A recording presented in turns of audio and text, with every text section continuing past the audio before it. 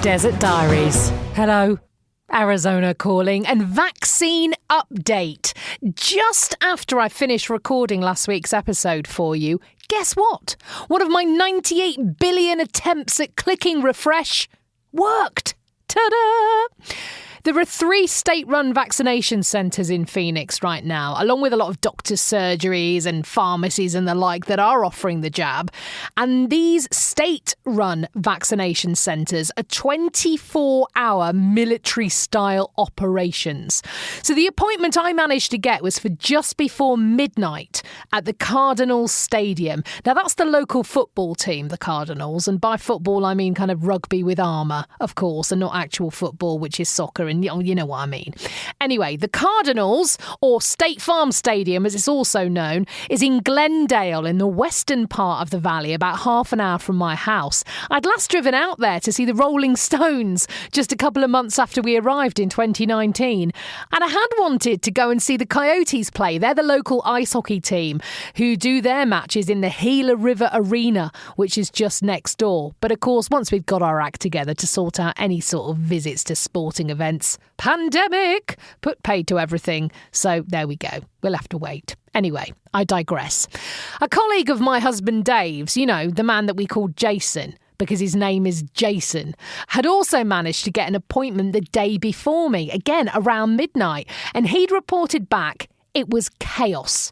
It had taken him over 3 hours from the time that he arrived to actually drive away with an armful of vaccine. And so, undeterred, I prepared. Now, this is pretty much the nearest I've got to going on holiday for over a year, of course. So I was borderline excited, tragic as that is, to get my stash of snacks and entertainment together. I had trail mix. I had lots of water, both still and sparkling. I had grapes. I had a fully charged laptop, and I'd saved catching up on not 1, but 2 episodes of one of my favourite shows, This Is Us.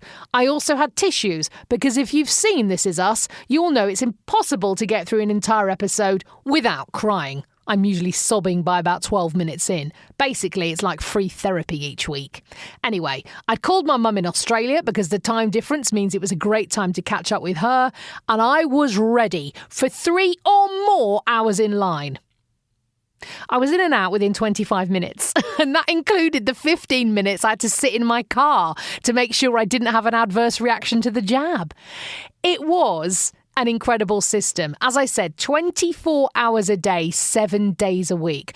I arrived about 11:45, right on cue. If getting the appointment had been like trying to get tickets to Glastonbury, so was the experience of the parking system. Men and women in high vis waving you through snaking rows of cones as you weaved back and forth. First stop, checking your appointment number against your ID. They then use some sort of special marker to write your appointment number across your windscreen. That took literally 30 seconds. You waved on to the next drive-thru tent. There they check your ID again, plus your allergy history, if you've got any symptoms of COVID, if you're taking other medication, that sort of thing. They scribble more things on your windscreen, doing ticks and crosses and various other symbols. Wave you through, that whole thing took literally a minute, and you're on to the next line. You then queue up in front of another row of white drive-thru tents, and there's a man shouting, "All lanes are open! All the lanes are good!" It's genuinely exciting. Another man does one final check, more scribbles on your windscreen. Then you drive into the tent, stick out your arm, you don't get out of your car even, because America, and you're done. You're jabbed. Simple as that. You then drive forward to the next station where someone takes your details and books you in for the second jab. Mine's April the 16th. "What flavour did I have?" I asked the young woman as she filled out my vaccination record. "Girl," she said, "you got the best one. You got Pfizer." Disclaimer, I'm not an epidemiologist, and I'm going to stake my reputation on the fact that this woman wasn't either, lovely as she was, so what the best one means is anyone's guess, but I got jabbed, so there you go, happy days. I then hung around for 15 minutes in my car in another holding area while 2 girls blared out mid-career Taylor Swift songs and gave us cups of water, and then when it was ascertained that I wasn't going to have a reaction to the jab, they let me go. Simple as that. I was almost sad to leave the party. Dave now also has his first dose, so we are feeling good. I don't know if you've had your first or even your second round of jab yet, but it did feel like a big deal.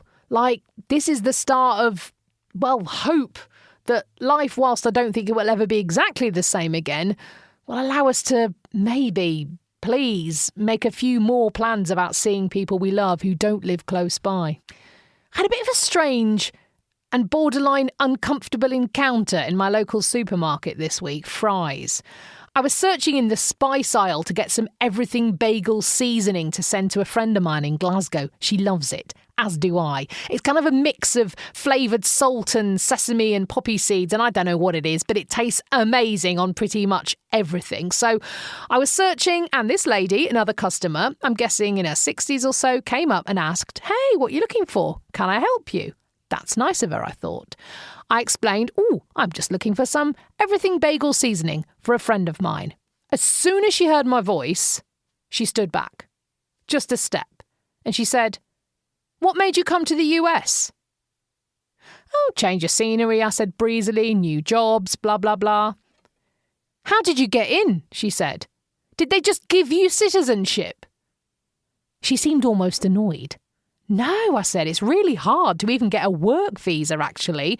Takes a long time, you need quite a bit of money, you need to get sponsors, it's quite the process. It's even harder to get a green card, which gives you permanent residency, and then you have to wait 5 full years after being granted that before you can apply to become a citizen." "Huh," she said. "Well, that's about to change." "Really?" I said. "Yeah, Biden's going to give anyone citizenship within 90 days. "Right," I said. I'm going to say with near 100% conviction, that's not true." She got really angry. "Oh," she said, "you've read the bill, have you?" "Not the whole thing," I said, thinking, but as I haven't seen a single mention of this on any news channel I have consumed, which includes most but the really swivel-eyed cable ones, I'm confident this isn't true. What I did say was, well, I can't see how a policy like that would be passed, and what possible benefit would it be to the Biden presidency, let alone anyone else? I would just be mindful of where you're getting your news. I find watching various channels tends to give you quite a balanced view. This didn't go down very well. "It is 90 days, she said. "You ask to come in, he lets you in. It doesn't matter where you're from. It doesn't matter if you're a criminal. He's going to make you a citizen, and you can then vote out the real Americans like me." There was a lot in that sentence to unpick, and I chose not to unpick any of it and just slowly backed away as she carried on something about criminals being dressed head to toe in black, carrying machine guns, who Biden was going to give whatever they wanted, including her tax dollars. "OK, thank you," I said as I skidded off round the corner, with everything bagel seasoning in hand though, so all was not lost, scooting round towards the baked goods. I saw her again 10 minutes later. "I just want to say," she said, "you're OK. It's those other ones." I nearly made a joke about me only dressing head to toe in black and carrying a machine gun at weekends, but instead chose to just say, "OK." It's one of the very few times that I've been meant to feel other in a negative way since I've been here.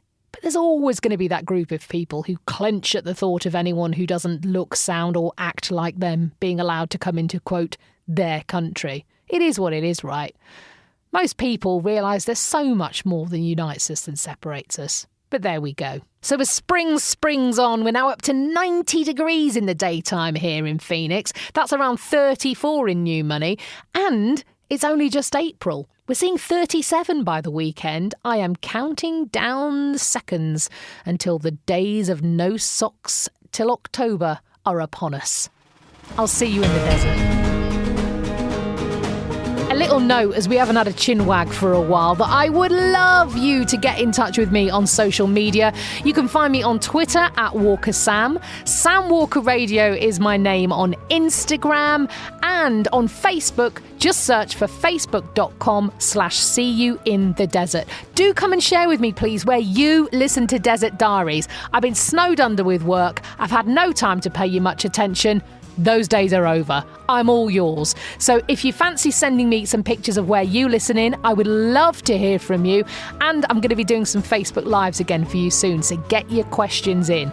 All the details on that Facebook page. Just search for Sam Walker's Desert Diaries. And of course, a rating or a review is so much appreciated. But more importantly, tell your mates. I'd love to have them along. I'll see you soon.